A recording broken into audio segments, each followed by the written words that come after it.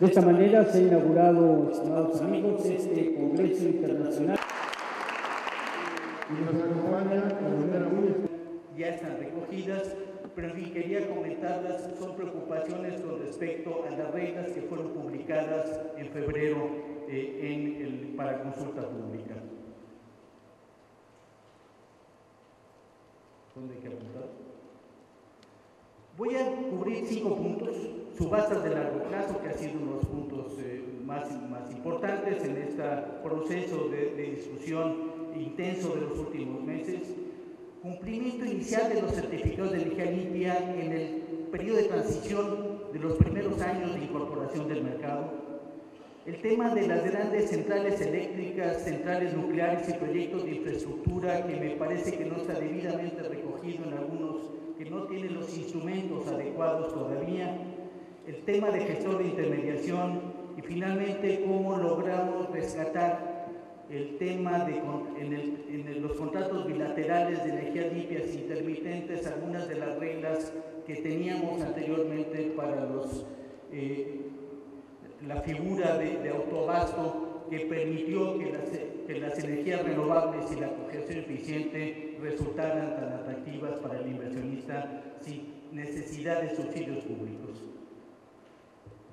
El tema de subastas de largo plazo, ya lo mencionaba el señor subsecretario, es el esquema diseñado para garantizar una fuente estable de pagos que van a cubrir el inversionista sus costos fijos de inversión durante los N años que necesita para cubrirle sus obligaciones con el banco y darle una señal clara a sus propios inversionistas. Están diseñadas para satisfacer fundamentalmente las necesidades de los suministradores de servicios básicos. En estos primeros años fundamentalmente es CFE, la única jugadora en este juego.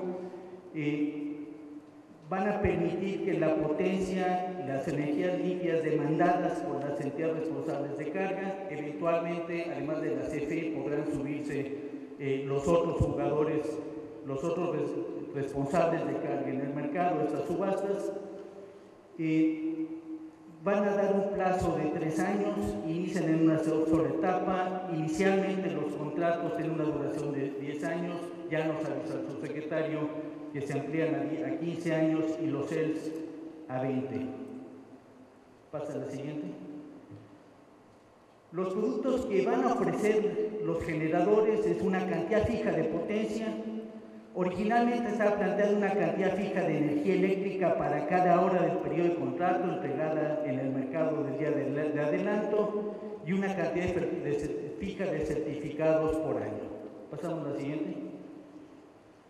Los parámetros incluidos en la oferta tienen que ser un precio fijo por megawatt hora de potencia, un precio por megawatt hora de energía limpia y un precio por certificado de energía, con algunas opciones que dan flexibilidad. Por ejemplo, el participante de una central de energía eólica tiene que anclar simultáneamente la energía con el CEL para tener una garantía de ingreso que justifique la inversión. La capacidad es marginal, porque eso es lo que le asegura a su inversionista y a su banco tener la inversión, mientras que al cogenerador lo que interesa es anclar su capacidad, porque la energía la puede colocar en el mercado, si es cogenerador eficiente, con mucha facilidad. Pasamos a la siguiente.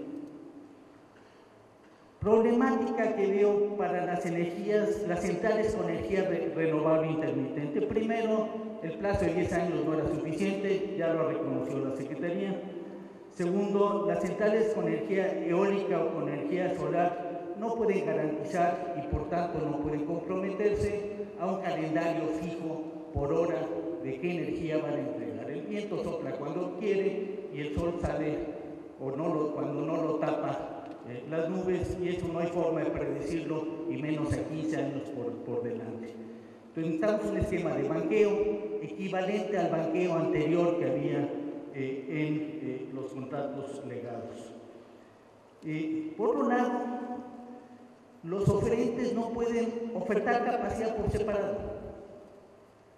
La capacidad no se la pueden pagar porque no es despachable, y menos por anticipado. Lo que típicamente se paga es un pago único por energía que conlleva el pago por capacidad, y en este caso se le está sumando el valor del certificado de energía limpia. Si yo consigo que por energía y CELS me paguen por kilowatt hora entregado lo que necesito para justificar la inversión al banco y a mi inversionista, tengo un contrato hecho y es bancable. Y la capacidad está implícita en ese valor.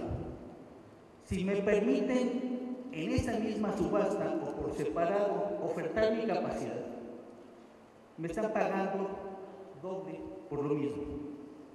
Ya me pagaron la capacidad en el valor por kilowatt hora que estoy ofertando junto con el CEL. Si además de todo me dejan vender esa capacidad en el mercado ex post, cuando ya está certificada el valor que ha tenido esa central entregando energía en los 100 horas de demanda máxima, entonces le saco el mayor valor a mi capacidad y finalmente el mercado acaba pagándome 2 veces por la misma capacidad que estoy instalando. Pásame la siguiente.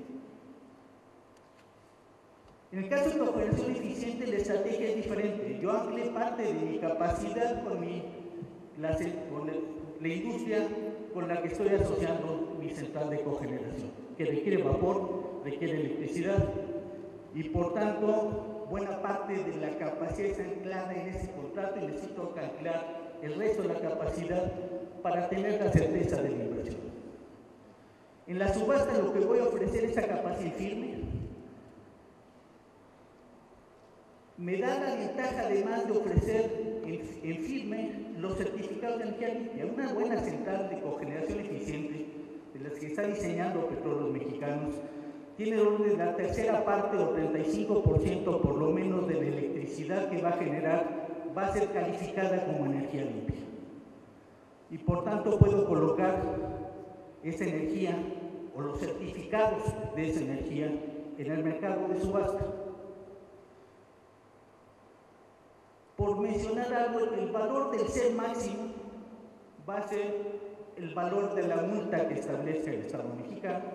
Si ponemos como multa la mínima establecida y apuesto en mi subasta el valor del CEL de la energía limpia de la congelación a la mitad de ese valor, por una parte ya anclé la capacidad porque tengo una excelente oferta de capacidad como cogenerador eficiente.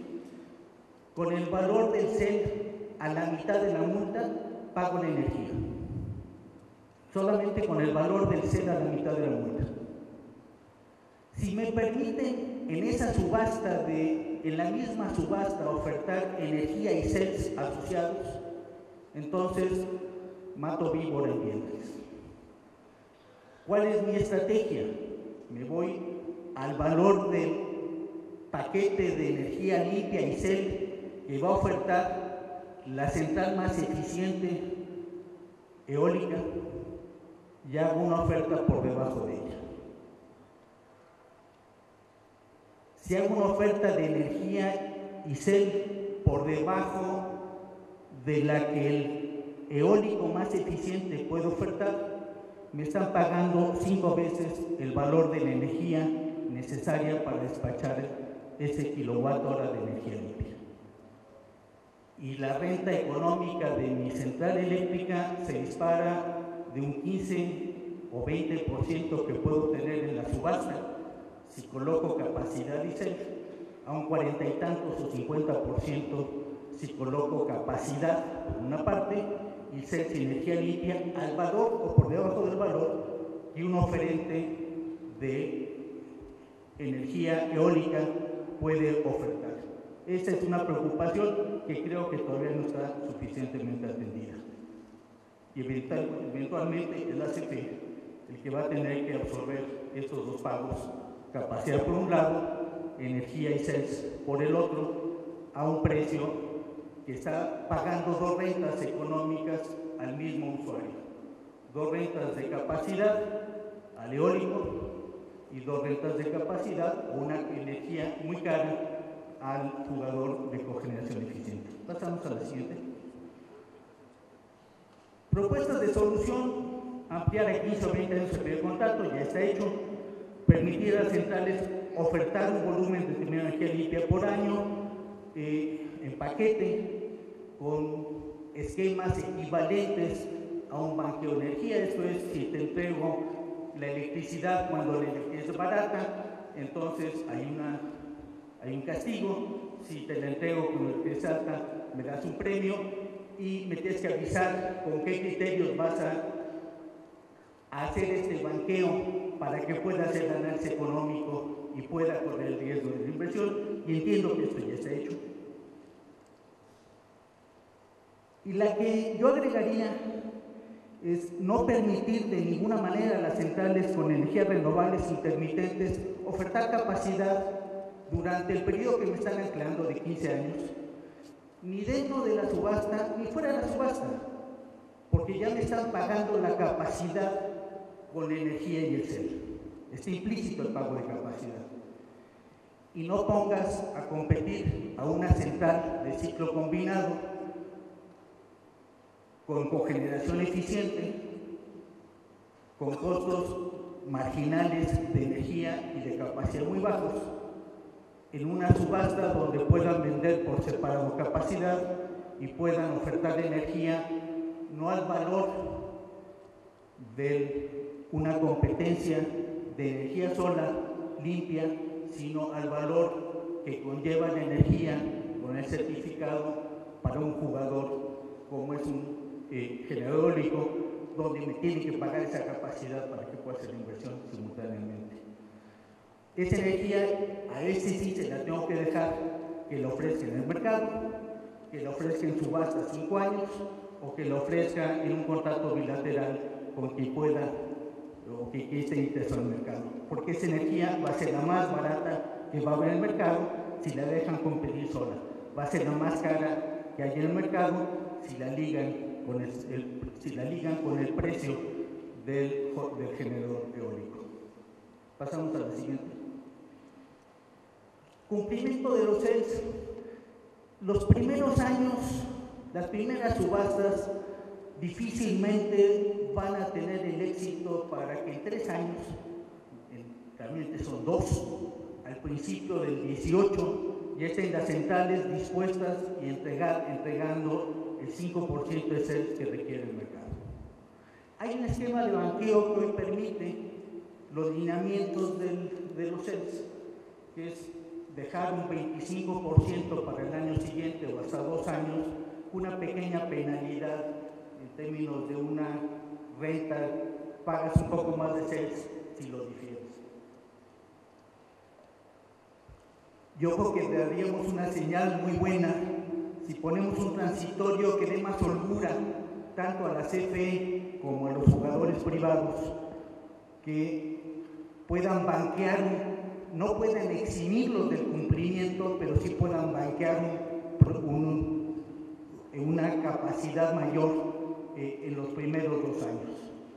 Quizás con el esquema de avisar a todo el mundo que la multa que va a aplicar los 3 primeros años es la mínima que establece la ley, para dar una señal clara al inversionista de los 2 lados, que no hay especulaciones, y quizás con la regla de que lo que banqueaste de más, si no lo cumples, pagas el doble de la multa mínima para que te asegures que salgas a buscar al mercado efectivamente esos CELs, pero que pueden estar ligados a una central que no necesariamente entró en operaciones a principios de 2018. Pasamos a la siguiente. Esta es la solución. Pasa a la siguiente. Las redes centrales eléctricas, la infraestructura que el país necesita construir hidráulicas, eventualmente en plantas nucleares, y la infraestructura de ductos ligada a las centrales de generación de ciclo combinado no pueden ser ancladas simplemente con una subasta a 3 años de distancia. Una gran obra hidráulica tarda bastante más tiempo en desarrollarse. Si el suministrador, que es CFE, ya tiene comprometida a través de subastas sus necesidades de energía y capacidad, CFE, que es el único que va a poder poner en los próximos años las grandes centrales eléctricas y las plantas nucleares, no tiene cómo anclar esta inversión porque la subasta no puede entrar a ella por los plazos que da. Debemos dejarnos los instrumentos necesarios para que sea una decisión de Estado.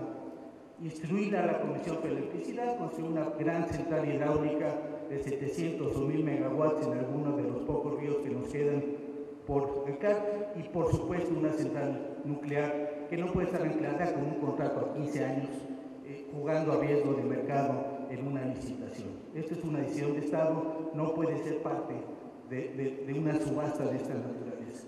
Y me preocupa el caso de los gasoductos y las centrales de ciclo combinado. Tardamos bastante tiempo en que la Comisión de Electricidad viera la estrategia de diseñar conjuntamente las centrales y los gasoductos para poder justificar el gasoducto y la central. Es el huevo y la gallina. Si no hay demanda, no hay posibilidad de un gasoducto. Si no hay gasoducto, no hay posibilidad de central de poner la capacidad. Si dejamos que en la subasta el inversionista decida libremente dónde pone su siguiente ciclo combinado, lo va a poner en la frontera norte, donde hay garantía de acceso al gas y donde el gas está más barato. Y otra vez van a aparecer todos los ciclos combinados en la frontera norte y ninguno en el centro del país. Y los gasoductos que tengamos que construir a donde no hay gas actualmente y por supuesto no hay generación eléctrica, van a seguir siendo popotes como eran antes. Acapulco, por ejemplo, hay una decisión estratégica de llevar gas a Acapulco. Acapulco se beneficiaría mucho el sistema eléctrico nacional si ponemos uno o dos ciclos combinados en Acapulco para dar soporte de voltaje y para abastecer localmente, sobre todo ahora que la parota todavía sigue en discusión. Si no tomamos la decisión de anclar que algunos ciclos combinados tienen que estar donde queremos llevar gasoductos, difícilmente podremos llevar gasoductos importantes a una región y nunca vamos a lograr romper el problema del huevo y la gallina como logramos romperlo hace unos años en el noroeste del país. Por último, pasamos a la siguiente. Pasa a la siguiente. Otro más. Gestor de intermediación. Esta es la figura que va a representar en el mercado a todos los contratos de sociedades de autoabasto que hemos dado a lo largo de los años y los que dimos en los últimos años. Esta es una figura que decide la Secretaría de Energía a quién se le asigna. En las primeras bases de mercado existía la posibilidad de que se le asignara a la Comisión Federal de Electricidad.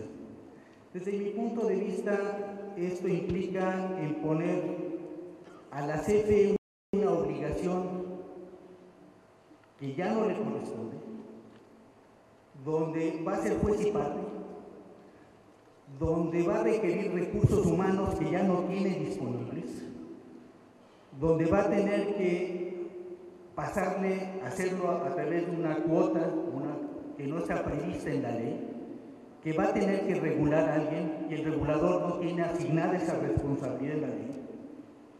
Y lo peor de todo es que eventualmente, por transparente que lo haga, siempre va a haber alguien que piense que está sesgando a su favor la decisión. Y en ese momento lo que está ganándose es un problema político permanente en los próximos 15 años, porque son los grandes jugadores del país los que están representados en estos contratos, tanto desde el punto de vista de los inversionistas en centrales eléctricas, como los grandes tomadores de energía del otro lado. Cualquiera que de ellos que piense que el administrador de estos contratos legados hizo algo a favor de la CFE, la Comisión va a tener un problema político absolutamente gratuito y no gana nada al respecto. Al revés, es el competidor natural, porque los contratos legados, por ley, permiten reemplazar a las cargas durante el tiempo del contrato. Ya con las reglas que ha establecido la última versión, que entiendo que está a punto de salir, ya hay una señal clara con el esquema de un banqueo equivalente para poder anclar inversiones, energías eólicas o energías solares que son interrumpibles. Pero no lo hay en el mercado bilateral con los grandes usuarios calificados. ¿Por qué? Porque hay un riesgo claro de mercado, sin haber banqueo, de cuál es el valor de la energía que te estoy entregando o que estoy comprando. Porque no puedo homologar la energía que genero con la energía que entrego, porque un eólico está entregando de más durante ciertas horas y de menos en otras. Y por tanto el riesgo de cuál es el valor de la generación que me sobra o de la generación que me falta y quién lo asume es imposible de resolver entre un jugador inversionista y o el comprador. Ninguno de los dos va a querer asumir este riesgo y tenemos que recuperar de alguna forma el esquema de banqueo, y creo que la figura de generador y básicamente el generador de intermediación pueden retomar el esquema de banqueo, donde los costos marginales que pueda haber ya no los manden por ley, como es en los contratos legados a los usuarios del mercado. Habrá de dictar el señor doctor Enrique Ochoa Reza, director general de la Comisión Federal de Electricidad, a quien brindamos reiteradamente nuestra más cordial bienvenida. Eduardo Meraz, director general del SENACE. El ingeniero de ingenieros. Damos reiteradamente a Benjamín Granados Domínguez, director de proyectos de inversión de Comisión Federal de Electricidad. El ingeniero Luis Carlos Hernández. Quisiera empezar reconociendo el talento y el trabajo de dos directores de la Comisión Federal de Electricidad que hoy nos acompañan, el ingeniero Alfredo Elías Ayub y el ingeniero Guillermo Guerrero Villalobos, ambos directores extraordinarios de la Comisión Federal de Electricidad, talentosos ingenieros y mexicanos comprometidos con su país.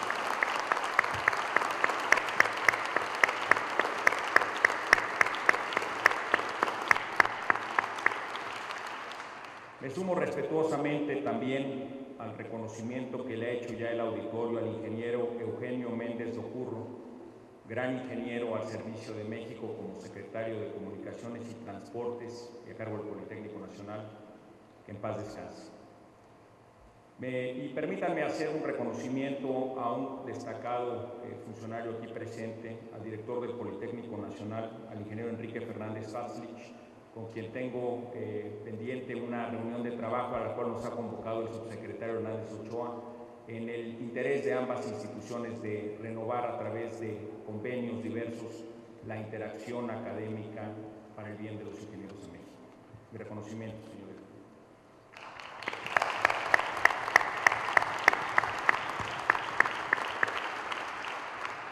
La Comisión Federal de Electricidad cuenta con gran talento humano para enfrentar una nueva etapa consecuente con la reforma energética que ha promovido el presidente Enrique Peña Nieto. Y por eso es vital que la Comisión Federal de Electricidad tenga en su columna vertebral a funcionarios públicos con experiencia y con gran trayectoria reconocida entre sus pares. Por eso para mí ha sido un orgullo que en el espacio de ser director general de la Comisión Federal de Electricidad he tenido el apoyo de dos grandes ingenieros, el ingeniero Luis Carlos Hernández como director de operación, aquí presente, y el ingeniero Benjamín Granados, director de proyectos de inversión financiada, también aquí presente. Muchas gracias, ingenieros Granados, ingenieros Hernández, por todo el apoyo que le han dado a la Comisión Federal de Electricidad, sumados cerca de 40 años de experiencia en la Comisión Federal de Electricidad. Quisiera aprovechar, señores, esta oportunidad para presentar 10 láminas de PowerPoint. Tuve la oportunidad de escuchar la mesa previa a esta conferencia con elementos muy importantes sobre los retos que significa la reforma energética. Algunos de ellos seguramente derivarán en una conversación muy interesante entre el subsecretario Hernández Ochoa y nuestro querido rector Paco Barnés. Él era rector de la Universidad Nacional Autónoma de México cuando yo era estudiante. Siempre le he guardado un gran reconocimiento y respeto y me da mucho gusto siempre compartir espacios de análisis y debate con él. Y hay elementos también que yo abordaré donde considero que hay muy buenas noticias, algunas de las preocupaciones que ha presentado el doctor Barrés. Permítanme apoyarme entonces de una presentación en PowerPoint para tal efecto. Y construyo sobre lo ya dicho. La reforma energética del presidente Enrique Peña Nieto tiene un objetivo muy claro: ofrecer tarifas de energía eléctrica más bajas para la industria, para los comercios y para los consumidores domésticos, tanto de alto como de bajo consumo. Y es muy relevante que lo logremos como país, porque eso nos permitirá ser más competitivos y tener un mejor desarrollo social, cultural y económico en todo México.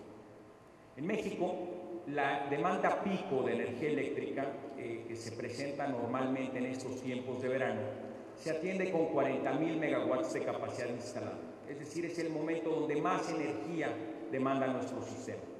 Pues bien, es relevante entonces preguntarnos cuántos megawatts de capacidad instalada tiene México. Si podemos atender nuestra demanda pico con 40,000 megawatts, pues ¿cuántos megawatts tenemos? Pues bien, como muchos de ustedes saben mejor que yo, tenemos al menos 54,000 megawatts de capacidad instalada. Es decir, tenemos suficiente capacidad instalada para atender los retos del crecimiento de la demanda eléctrica presente y futura. Pues bien, ¿cuál es el reto entonces? ¿Por qué era necesaria una reforma energética? Porque los precios de generación de energía eléctrica en el país han sido muy caros. Y eso nos pone en una desventaja para llevar a cabo nuestras actividades económicas, culturales y sociales. ¿Por qué son caras las tarifas de energía eléctrica en nuestro país? Hay un componente que es fundamental. Como todos sabemos, el 80% del costo de generar energía eléctrica depende del costo del combustible que utilizamos para generarla. Por lo tanto, si utilizamos combustibles caros y contaminantes, producimos energía eléctrica de alto costo, de tarifas elevadas y con procesos lastimosos para el medio ambiente. Ahora bien, si utilizamos combustibles más económicos y menos contaminantes, producimos energía eléctrica de menor costo, con beneficio en tarifas más bajas para las actividades industriales, comerciales y domésticas, y con menor impacto al medio ambiente. La reforma energética establece claros incentivos y mecanismos para que las empresas generadoras de energía eléctrica, CFE una de ellas, podamos generar energía eléctrica de menor costo y, en consecuencia, ofrecer un servicio de energía eléctrica más económico para los mexicanos en sus actividades industriales, comerciales y domésticas. Distinto a lo que comentaba el señor rector, CFE sí está en competencia. Ya hay múltiples productores privados bajo las reglas previas a la reforma energética y, como es de conocimiento público, la Comisión Reguladora de Energía ha anunciado que ha otorgado más de 500 permisos a generadores privados para producir energía eléctrica en el corto, mediano y largo plazo. Hay proyectos que ya están en construcción, hay proyectos que están en el elemento financiero y hay elementos que están en el elemento permisionario. Pero ciertamente la Comisión Federal de Electricidad enfrentará competencia. Y estos permisos no son permisos de producción menor de energía eléctrica.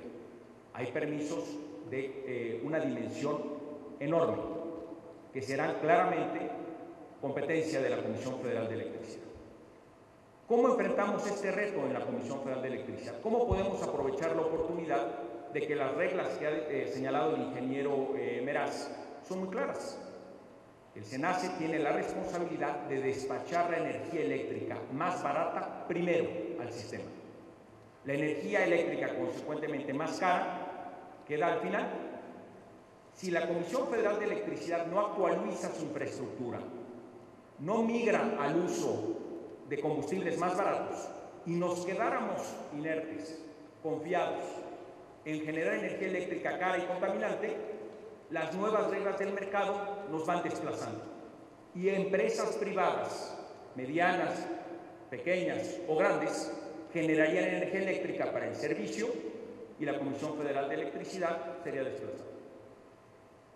Claramente hay un incentivo muy importante para la Comisión Federal de Electricidad de utilizar combustibles más baratos y menos contaminantes, porque es bueno para México y porque las reglas del mercado establecen con claridad que si nos quedamos con energía cara y contaminante, despachamos al final. Por esa razón es importante actualizar nuestra tecnología, llevar a cabo las inversiones necesarias para tener acceso a combustibles más baratos y menos contaminantes, y por esa razón es muy importante acompañarnos de los expertos en la sociedad civil, de los ingenieros, las ingenieros de México, para poder llevar a cabo procesos de transformación para ofrecer un servicio de energía eléctrico más barato, de mayor calidad y mucho más amigable con el medio ambiente. Uno de los combustibles que permiten hacer eso es el gas natural. Es tres veces más barato que el combustóleo y 68% menos contaminante. ¿Por qué en México no hemos generado antes más energía eléctrica con gas natural si somos un país rico en hidrocarburos? Y además es claramente una mejor opción económica. La siguiente, por favor.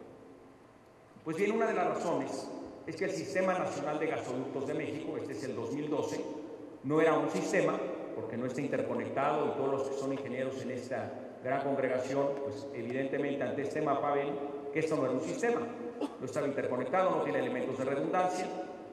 Se llamaba Sistema Nacional, pero mitad del territorio nacional no tiene gasoductos, la mitad de los estados de la República no contaban con esa infraestructura, y en consecuencia, aunque se llamaba Sistema Nacional de Gasoductos, en realidad estos eran los gasoductos. ¿Cómo genera usted energía eléctrica en los lugares donde no hay gasoductos? Un poco el problema del huevo o la gallina al que se refería el rector Barnés. Pues tiene que utilizar otros combustibles y otras tecnologías, porque si no tiene gasoductos no tiene acceso a gas natural. De hecho, este mapa del Sistema Nacional de Gasoductos del 2012 derivó en que México tuviera alertas críticas de gas natural en el 2012 y los primeros 5 meses del 2013.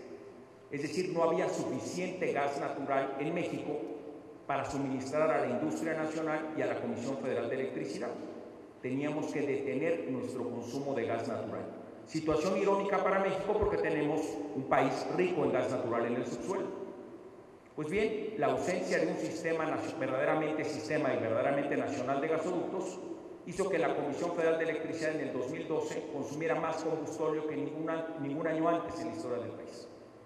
Eso nos costó $1,000 millones más en costos de generación que si hubiéramos tenido acceso oportuno al gas natural. La siguiente, por favor. ¿Es así todo el mundo? No. En Estados Unidos, muestro el mapa, estos son los kilómetros de gasoductos que tienen. Contrastando solamente los gasoductos que se tienen en kilometraje en el estado de Texas, que representa territorialmente una tercera parte de la extensión territorial de México, Texas tenía casi 8 veces más kilometraje de gasoductos que México. Los Estados Unidos como país tienen 43 veces más el kilometraje de gasoductos que México. Pues claramente hay una gran área de oportunidad hacia adelante para construir la infraestructura necesaria para transportar el gas natural que se requiere para generar energía eléctrica de bajo costo y con procesos más amigables al medio ambiente, y para que el sector industrial mexicano cuente con gas natural para desarrollar sus actividades económicas y genere empleo. ¿Qué ha hecho entonces el país a partir de las alertas críticas y en el contexto de la reforma energética para tener garantía de abasto de gas natural, no solo en las actividades existentes, sino cada vez en más espacios del territorio nacional? La siguiente, por favor. La Comisión Federal de Electricidad, consciente de la necesidad de cambiar el uso de combustibles caros y contaminantes por combustibles más baratos y más amigables con el medio ambiente, ha impulsado procesos de licitación con el sector privado nacional e internacional especializados en la construcción y operación de gasoductos. Los gasoductos que se muestran en el mapa en color morado son gasoductos que se han llevado a cabo procesos licitatorios públicos e internacionales, acompañados por testigos sociales y por Transparencia Mexicana, precisamente para que el sector privado construya, opere, sea propietario de más gasoductos. ¿Qué hace la Comisión Federal de Electricidad? A través de contratos de largo plazo, productos de estas licitaciones, tiene acceso al transporte de gas natural al interior del ducto a lo largo de 25 años. Y con ese transporte garantiza tener acceso a gas natural, ya sea para convertir las plantas que antes utilizaban combustóleo para que también puedan utilizar gas natural, o bien para construir nuevas centrales de ciclo combinado que utilicen gas natural con tecnología de punta y generen energía eléctrica de menor costo. Estos proyectos que ven ustedes en Sinaloa y Sonora están en construcción. El primer tramo de Sázabe a Puerto Libertad ya está funcionando, ya está en operación.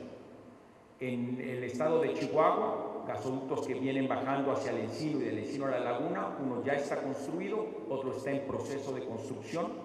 Recientemente se licitaron los gasoductos de Oaxaca, Texas, hacia el interior del estado de Chihuahua y estarán iniciando su construcción pronto. La Comisión Federal de Electricidad ya ha anunciado que terminó la construcción y puesta en operación de un gasoducto en los estados de Puebla y de Morelos, llamado Gasoducto Morelos. También hay uno más en Tamazunchale, que fue una obra de ingeniería notable y que a lo largo del tiempo ha permitido a la Comisión Federal de Electricidad contribuir para que exista mayor kilometraje en el Sistema Nacional de Gasoductos. Este es un primer movimiento. La siguiente, por favor. Asimismo, se han anunciado las licitaciones de 5 proyectos de transporte de gas natural adicionales. Están en el mapa en color verde. Y estos lo que hacen es unir, por ejemplo, a los estados de Chihuahua con el de Sonora, el gasoducto que ven ahí, Samalayuca-Sázabe. Ese gasoducto la semana pasada ya se recibieron las ofertas técnicas de 5 empresas distintas que participan en la licitación pública internacional para ese gasoducto. Hay otro gasoducto que será muy importante, cuyo proceso de licitación está en curso, que va de Tuxpan, en Veracruz, a Tula, en Hidalgo, y que nos permitirá llevar gas natural de la zona del Golfo a la zona del centro del país. Y hay otro gasoducto muy interesante que está en proceso de licitación, que va de Tula a Villa de Reyes, y otro de Villa de Reyes a Aguascalientes y a Guadalajara. Y todos estos procesos sumados a un proyecto muy interesante. Se ve en la península de Baja California Sur que no hay gas natural. Pues bien, en la imagen se ve un barco, porque hay un proceso de licitación a tecnología abierta para llevar gas natural a Baja California Sur por primera vez en su historia. Es llevarlo a través de tecnología, ya sea de gas natural licuado o gas natural comprimido, por barcaza o por barco, de Sinaloa o de algún otro punto del territorio nacional, a Baja California Sur, y en consecuencia dejar atrás el uso del combustible y del diésel para generar energía eléctrica en la península y utilizar gas natural, con ahorros significativos tanto para la Comisión Federal de Electricidad como para los usuarios finales. Siguiente, por favor. Pero esto no queda ahí. Recientemente se hizo el anuncio de los gasoductos que ahora se muestran en color rojo. Es un gasoducto submarino que nos permitirá traer gas natural por el Golfo de México, de Texas, hacia Tuxpan, que se conecta a su vez con el gasoducto que hemos comentado, que va de Tuxpan a Tula y que luego lleva el gas hacia Guadalajara y Aguascalientes. Y a su vez hay un gasoducto que puede unir los mercados de La Laguna con Durango, con Aguascalientes, que se une al gasoducto que hemos comentado, que va de Guadalajara a Aguascalientes y de Aguascalientes a Tula y luego a Tuxpan. ¿Qué se está generando con estas imágenes? Un verdadero sistema nacional de gasoductos, donde la Comisión Federal de Electricidad contribuye a romper el problema que anunciaba el rector Barnés, de que era primero el huevo o la gallina. Estamos poniendo contratos de transporte de gas natural de largo plazo que permiten al sector privado nacional e internacional especializado en la construcción de estos gasoductos a llevar a cabo la construcción de los mismos, con lo cual no solo se beneficia a la Comisión Federal de Electricidad en un contexto de competencia de generación de energía eléctrica, sino que también nos permite entrar a una nueva etapa. Con la reforma energética, la Comisión Federal de Electricidad evoluciona de ser una empresa en materia eléctrica a ser una empresa en materia energética. Es decir, que además de brindar un servicio de energía eléctrica, puede también ofrecer la comercialización del gas natural y de otros combustibles. Esta es una actividad que cualquier otra empresa de energía del mundo lleva a cabo cotidianamente, pero la Comisión Federal de Electricidad no se había desarrollado en ese campo de la economía, donde actuaba predominantemente petróleos mexicanos. La Comisión Federal de Electricidad podrá comercializar gas natural. Luego, entonces, todos estos contratos de largo plazo para transportar gas natural a lo largo y ancho del territorio nacional permitirán no solo abastecer de gas natural a la empresa, sino que también permitirán que la empresa comercialice gas natural con el sector industrial en los estados donde ya había gas natural y ahora en estados donde no había gas natural porque no existían los gasoductos previamente. La siguiente, por favor. En este mapa he incluido los proyectos de construcción de gasoductos que ha promovido Petróleos Mexicanos a través de procesos licitatorios. Y sumados los proyectos de la Comisión Federal de Electricidad, los proyectos impulsados por Petróleos Mexicanos, se incrementaría en un 79% el kilometraje de gasoductos que tenía México en el 2012 y estaría en funcionamiento en el 2018 en su totalidad. Entrará en operación gradual. Conforme pasan los meses, seguiremos reportando el inicio de operaciones de distintos gasoductos que están en construcción, pero todo el kilometraje, que representa un incremento del 79% del kilometraje original del país en 2012, estará en funcionamiento antes de terminada la administración del presidente Enrique Peña Nieto. A la fecha llevamos más de 25 meses sin alertas críticas de gas natural en el país, gracias a la coordinación del secretario Pedro Joaquín Codwell y la participación directa de Comisión Federal de Electricidad y Petróleos Mexicanos para garantizar el suministro de gas natural en el país. Pero hacia adelante, ¿qué visión vemos? Recuerden ustedes el mapa que veíamos de Texas o de Estados Unidos. Bajo las nuevas reglas consecuentes con la reforma energética, el sector privado, nacional e internacional, puede construir gasoductos por sí mismo. No es necesario la participación directa de la Comisión Federal de Electricidad o de Petróleos Mexicanos. Y si bien esa ventana de oportunidad estaba medianamente abierta a partir de la reforma del 95, y aquí el doctor Vanés tiene toda una explicación muy larga de por qué eso pasó, no se generaron gasoductos importantes en el país a partir de esa normatividad. Era necesario un cambio. ¿Y qué significaba el cambio? Que hubiera reglas de acceso universal, que hubiera una nueva institución que administrara el Sistema Nacional de Gasoductos distinta a Petróleos Mexicanos para que no hubiera conflicto de interés entre operación y comercialización. Esa nueva institución es ahora el Senagas.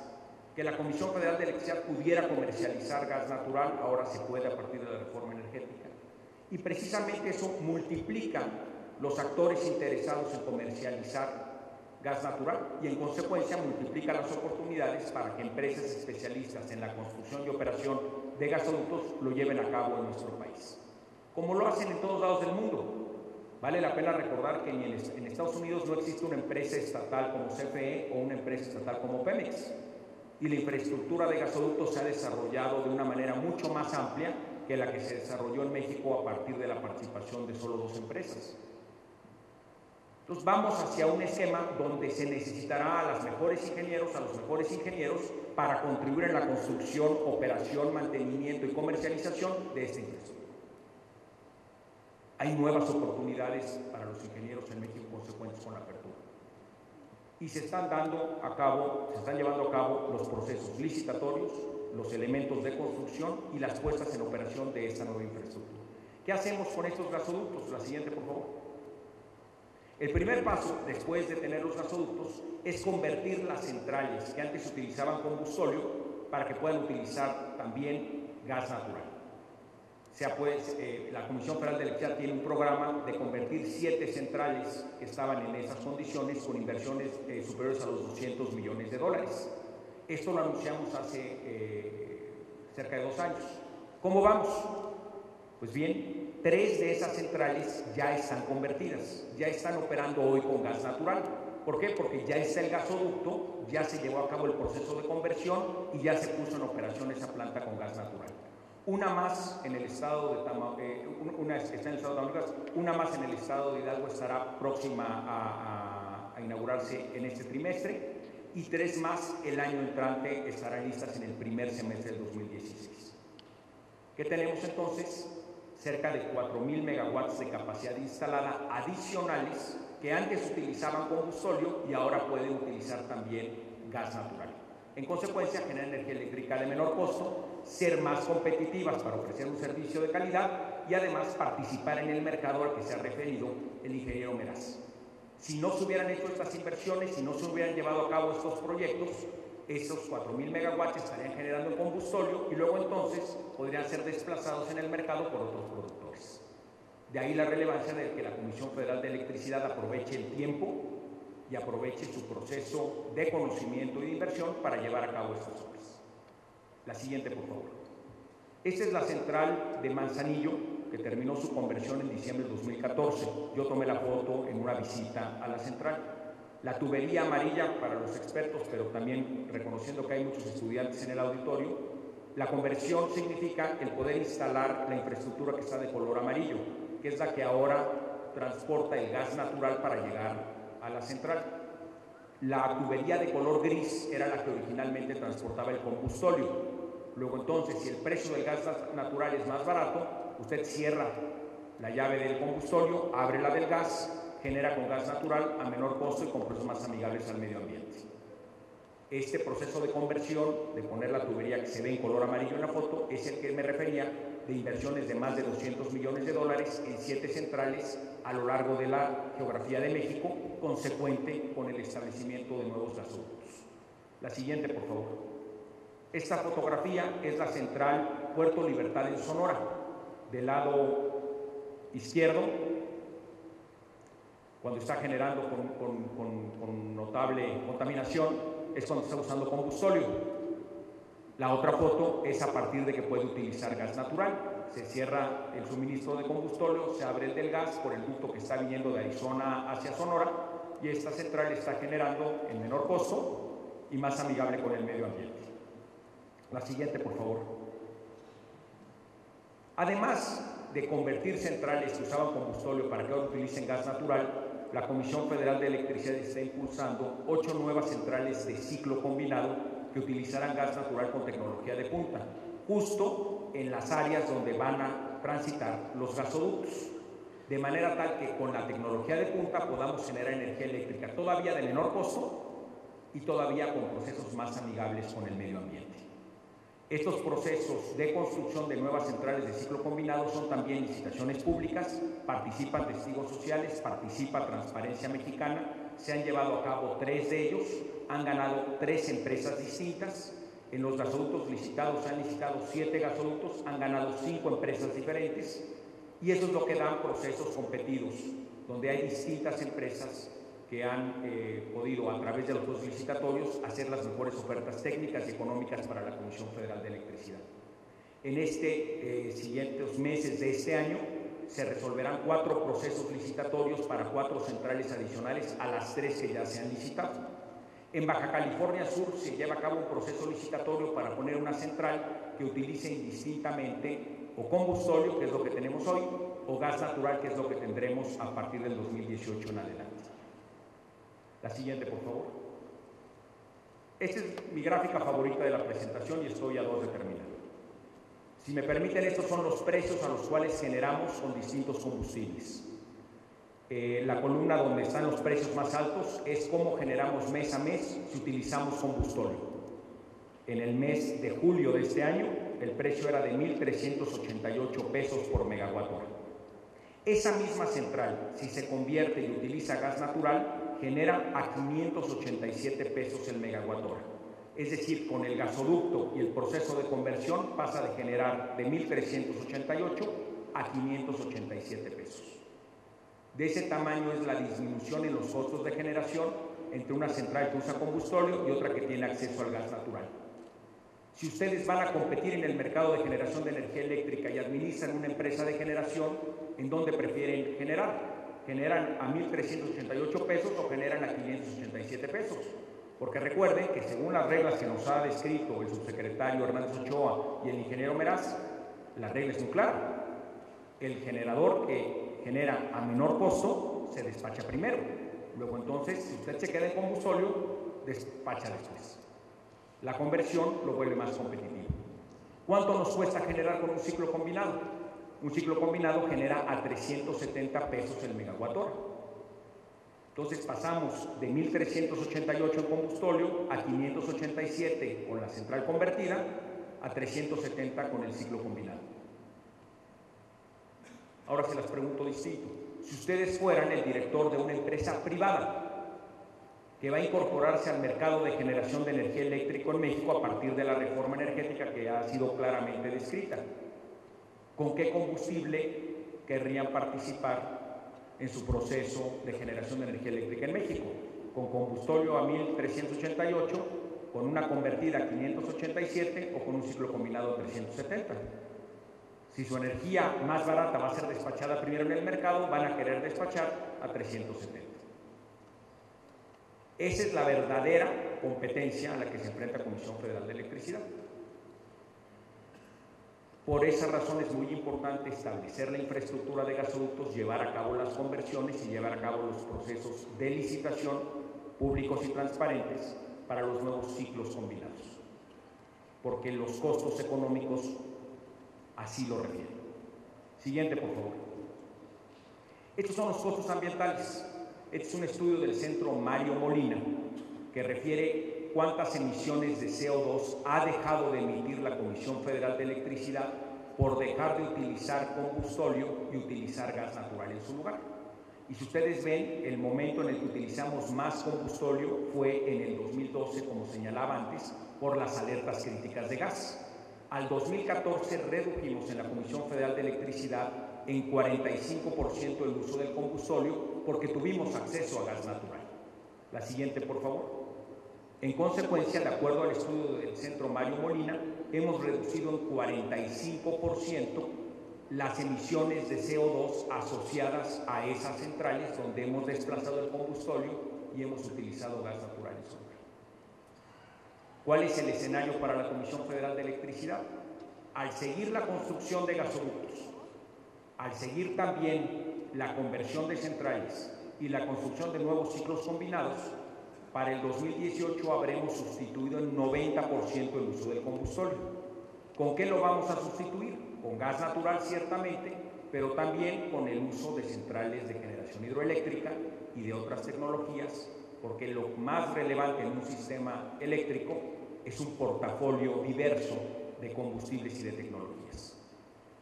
El uso del gas natural cobra sentido porque estamos sustituyendo el combustible más caro y contaminante de los que están en la disponibilidad actual, que es el combustóleo. Y estamos además contribuyendo a que exista abasto de gas natural en regiones del país donde antes no había. Y eso está en el interés comercial de la Comisión Federal de Electricidad porque ahora podemos participar en esa actividad.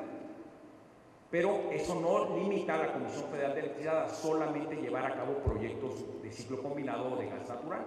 Ciertamente queremos ser competitivos en esa tecnología y en esa infraestructura, pero por otro lado, ciertamente aprovecharemos las definiciones del mercado de generación de energía eléctrica para llevar a cabo centrales hidroeléctricas, como la que se está construyendo en Chiapas. El Programa Nacional de Infraestructura establece construir 2 centrales hidroeléctricas adicionales en esta administración. Se están estableciendo la ubicación puntual de los lugares donde se van a llevar a cabo. La Comisión Federal de Electricidad tiene amplia información y experiencia para ello. Y por otro lado, también se estudian en qué paso y en qué ritmo iremos impulsando otras tecnologías de generación, incluyendo las energías renovables intermitentes como eólica y fotovoltaica a partir de la definición final de las reglas. ¿Qué otra energía renovable es muy relevante para CFE? La generación geotérmica. Como es de conocimiento público, el mes pasado la Secretaría de Energía terminó la ronda 0 de geotermia a favor de la Comisión Federal de Electricidad, donde se establecieron las concesiones que tiene CFE y los permisos hacia adelante para explorar distintos campos en el país. La energía geotérmica tiene grandes bendiciones. Es constante, es renovable, es económica, y además es reciclable. Con la nueva tecnología, el vapor que se captura del subsuelo y que se utiliza para generar energía eléctrica se recaptura y se vuelve a inyectar al pozo original. Por lo tanto, volvemos a utilizar ese vapor para generar más megawatts en el futuro. La Comisión Federal de Electricidad impulsará de manera decidida la geotermia en México. La siguiente, por favor. ¿Cómo se refleja esto en precios? Durante los últimos 8 meses, la Comisión Federal de Electricidad ha anunciado disminuciones en las tarifas de energía eléctrica de manera consecutiva. Si contrastamos el costo de las tarifas de energía eléctrica de agosto de este año con las de agosto del año pasado, la reducción en el sector industrial es entre un 28 y un 38%. Es un anuncio que ha hecho la Comisión Federal de Electricidad mes con mes, precisamente por la sustitución de combustóleo por gas natural y por más generación de fuentes renovables como la hidroeléctrica. Y también lo han reportado distintas empresas en su reporte a la Bolsa Mexicana de Valores, señalando que han tenido una reducción en los costos de consumo de energía eléctrica por tarifa industrial. En el sector comercial hay una reducción entre el 12 y el 24%. En el sector doméstico de alto consumo hay una reducción del 11.9%. Y en la tarifa doméstica de bajo consumo, que es la tarifa más subsidiada en el catálogo tarifario que establece la Secretaría de Hacienda y que tradicionalmente subía a razón de 4% del 2006 al 2014. Este año la tarifa doméstica de bajo consumo no subirá y ha disminuido 2% de diciembre del 2014 a la fecha. En consecuencia, a partir de la sustitución de combustibles caros y contaminantes por el uso de combustibles más baratos y amigables con el medio ambiente, por la posibilidad también de tener abasto suficiente de gas natural por 25º mes consecutivo, la Comisión Federal de Electricidad ha podido reducir los costos de generación de energía eléctrica y, en consecuencia, las tarifas de energía por los últimos 8 meses. Señores y señores, el reto del mercado de generación de energía eléctrica establece para la Comisión Federal de Electricidad múltiples nuevas oportunidades de negocio, pero también una responsabilidad muy clara con todos los mexicanos. Actualizar nuestra tecnología, renovar nuestra infraestructura y abrirnos a utilizar combustibles más baratos y menos contaminantes para poder competir con los nuevos participantes en el sector. Adicional a eso, tenemos como compromiso ser una empresa mucho más responsable con el medio ambiente, y eso lo logramos también sustituyendo combustibles caros y contaminantes. Hacia adelante tenemos otros retos, de los cuales con mucho gusto en la sesión de preguntas y respuestas podemos abordar, que es la reducción de pérdidas técnicas y no técnicas en nuestras líneas de transmisión y de distribución.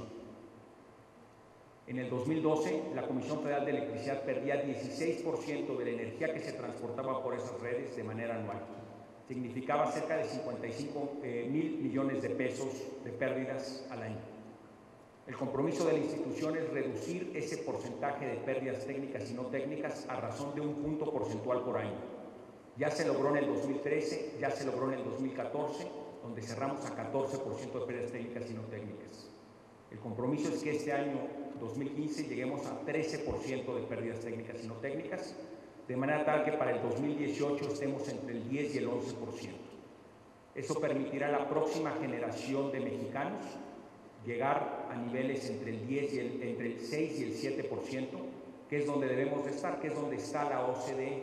En promedio, los países de la OCDE pierden 6%, Estados Unidos pierde el 7%, México perdía el 16% y seguiremos bajando a razón de 1 punto porcentual por año para poder entregar a finales de la gestión del presidente Peña Nieto niveles entre el 10 y 11, de manera tal que la siguiente generación lo lleve al 6 o 7 donde debe de estar.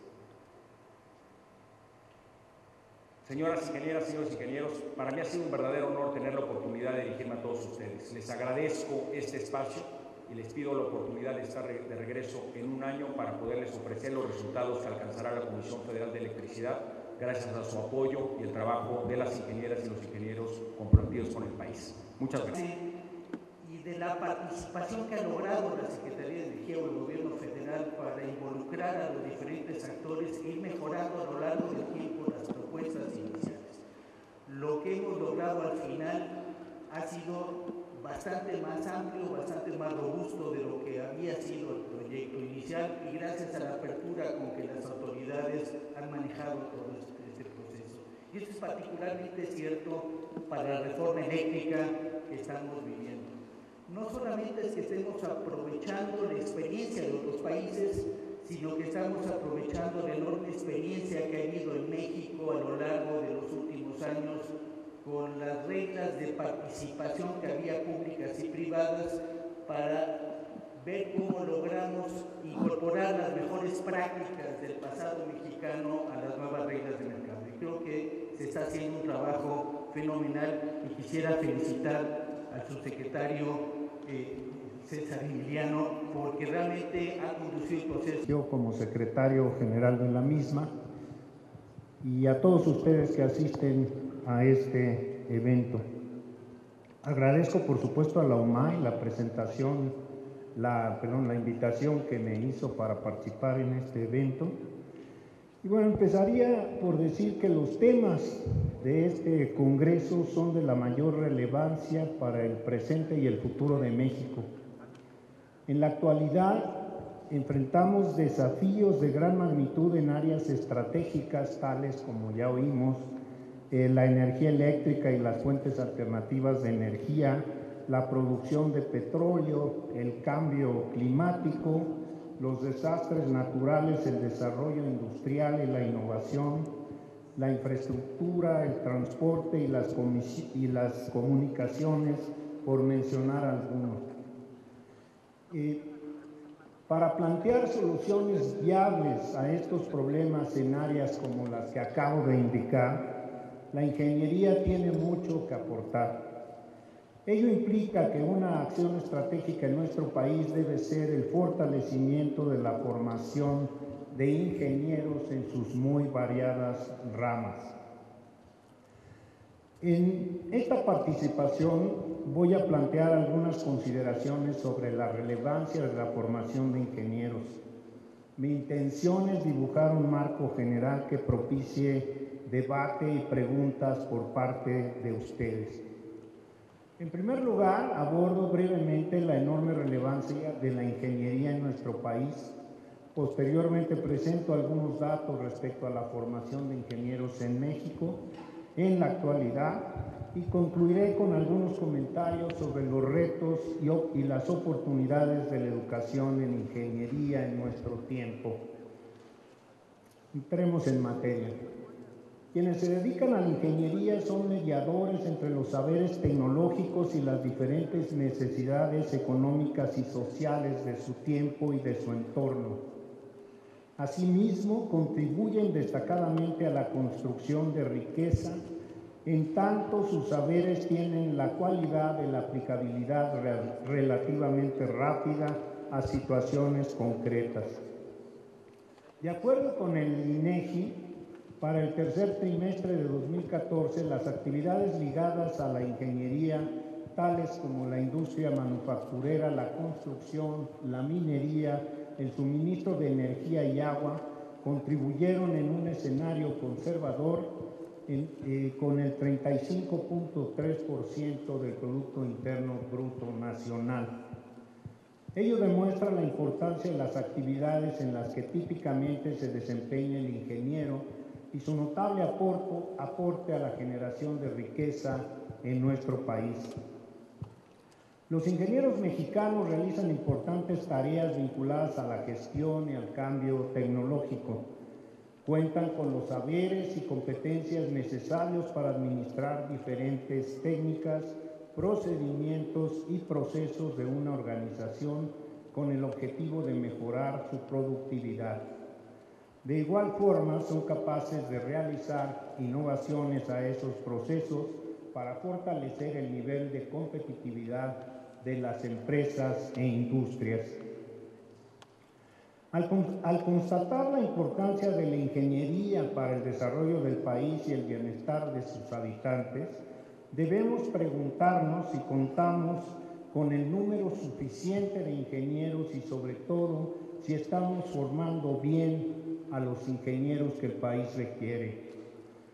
Para avanzar en la discusión sobre estas cuestiones, les ofrezco algunos datos. A mediados de la década de los 30 del siglo pasado, el país se planteaba la insoslayable necesidad de industrializarse como vía franca de acceso al desarrollo.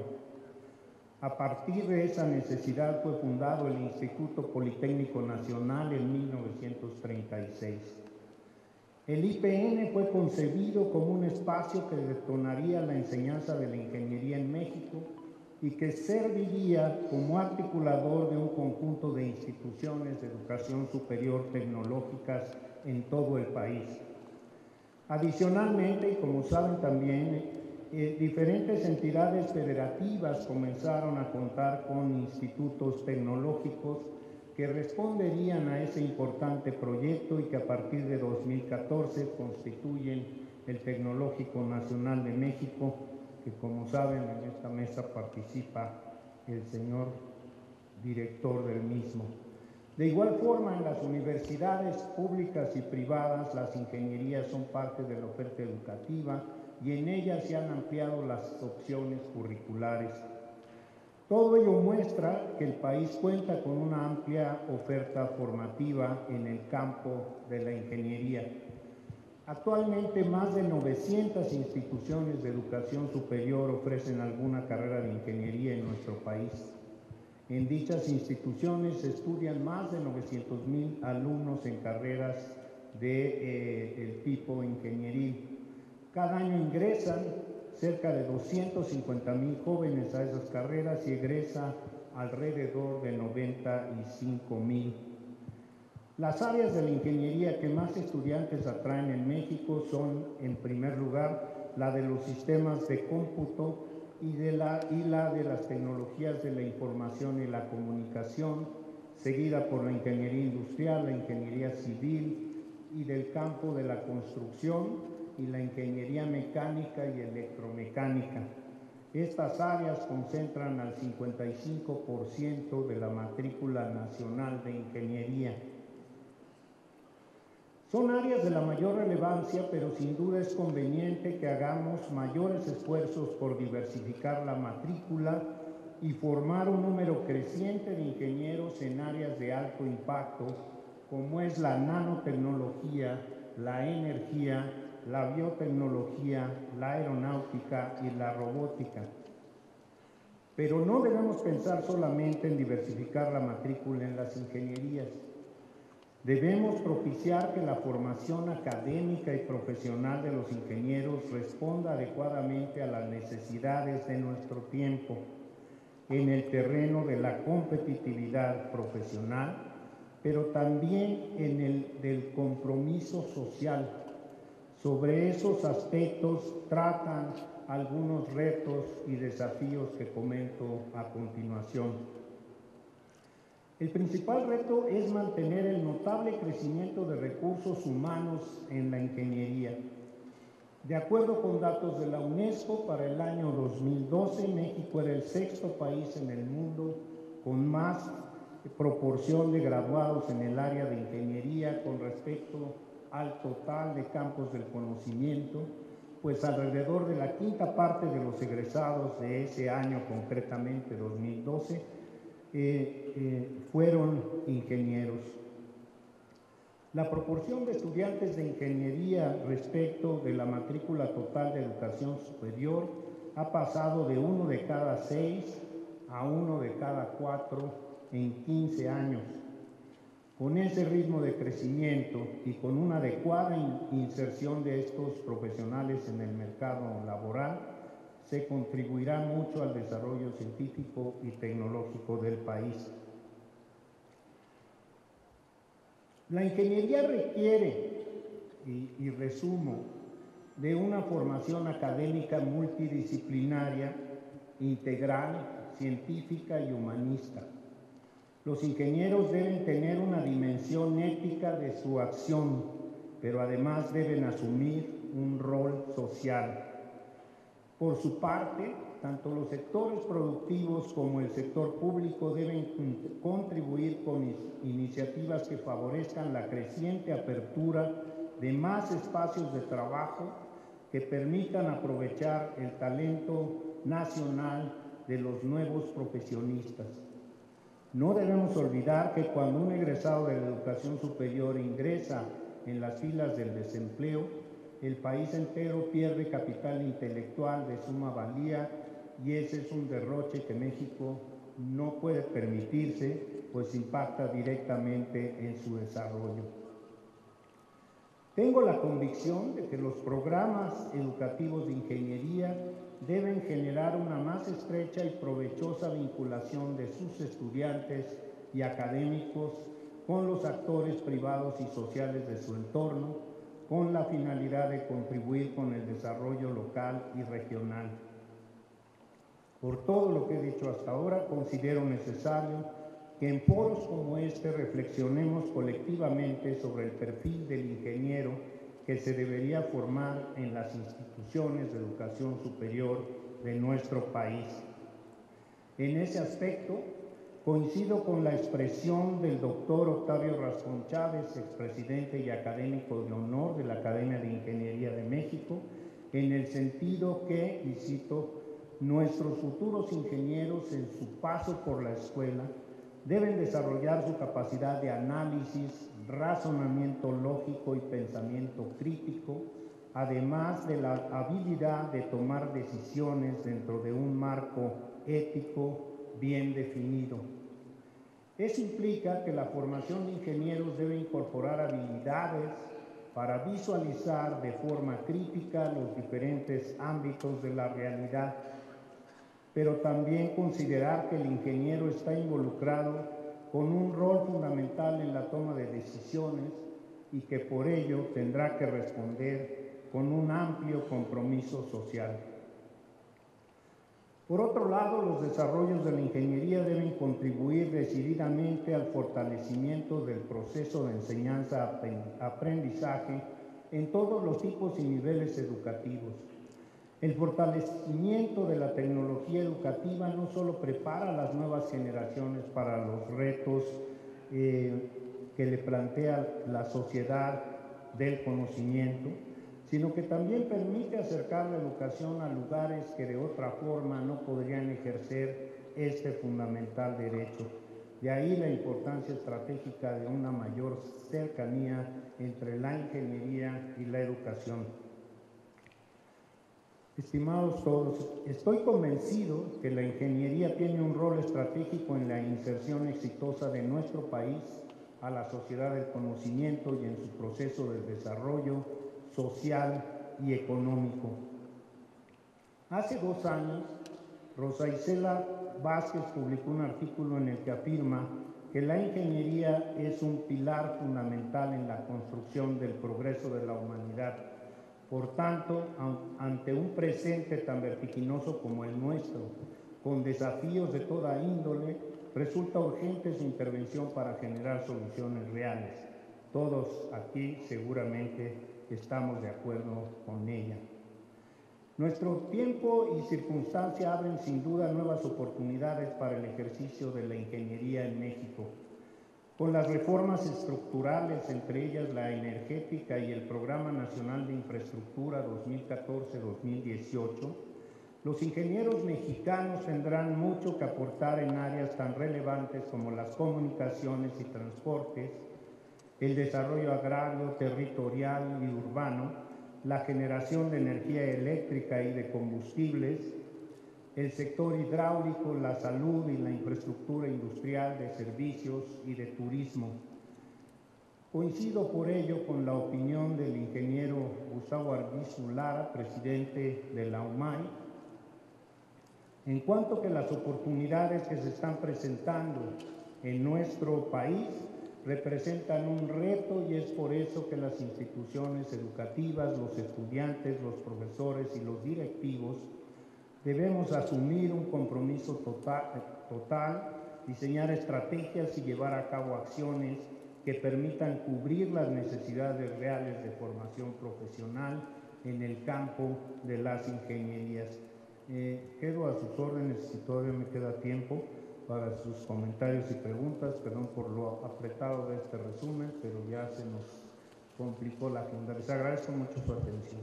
Preguntas y comentarios a su presentación se las enviaremos para que nos haga favor de. Le doy la palabra ahora, que es la instancia académica, que además de traer una gran porra, como es obvio, tiene la mayor matrícula de institutos tecnológicos y sin duda el ingeniero Quintero ha destacado por su visión acerca de cómo debemos integrar estas grandes instituciones en favor de nuestro país. Adelante, ingeniero. Muchas gracias. Apenas voy a cumplir un año como director general del Tecnológico Nacional de México y como aquí lo señalaba el director del Politécnico, Enrique Fernández, el Tecnológico Nacional de México se crea apenas el año pasado, en 2014, pero trae una tradición de muchísimos años. El Tecnológico Nacional de México integra a partir del 23 de julio de 2014 a todos los institutos tecnológicos que están ubicados en las 32 entidades federativas del país. El Tecnológico Nacional de México es una institución de carácter nacional, federal, y que fue creada precisamente por decreto del presidente Enrique Peña Nieto, como lo señalaba el 23 de julio pasado, y cumplimos este año nuestro primer aniversario. Agradezco también a la UMAI, el Consejo Directivo, el reconocimiento que hace al Tecnológico Nacional de México, porque en ello reconoce no solamente este primer año de creación del Tecnológico Nacional, sino los 67 años que los tecnológicos que integran ahora el Tecnológico Nacional de México han venido trabajando para el bien de México. Si me ponen la siguiente, por favor. Aquí están algunos datos de los que he comentado. Aquí podemos observar que el objetivo fundamental es precisamente formar a los ingenieros y a los investigadores para el desarrollo de la industria nacional, para también el desarrollo económico social de México. Tenemos dos niveles educativos, prácticamente uno, porque el nivel de técnico superior universitario, la matrícula es muy pequeña y realmente no contribuye mucho al quehacer del Tecnológico Nacional de México. Lo que más se tiene es licenciatura y posgrado con una vocación 100% casi en las áreas de ingeniería. Tenemos algunas carreras que no son propiamente de ingeniería, pero que tienen cierto enfoque, pero prácticamente el 95% de nuestra oferta educativa son carreras de ingeniería. Las modalidades educativas pues son como muchas universidades, escolarizada, no escolarizada y mixta, y estamos integrados actualmente por capacidades que la verdad es que ahora que están integradas en una sola institución, a la hora que uno las ve, a la hora que uno los lee, pues suenan muy altas para el estándar en México. Sí, vamos a la siguiente, por favor. Bueno, estos son algunos de los objetivos, no me voy a tener en eso. La presentación está disponible para que ustedes la puedan también leer, la que sigue. Estas son algunas de las capacidades institucionales. Como ustedes pueden observar, estamos integrados por 266 instituciones en todos los estados de la República. Ustedes pueden ver el mapa ahí, cómo están ubicados los tecnológicos. Tenemos 226 institutos tecnológicos federales, es decir, donde la aportación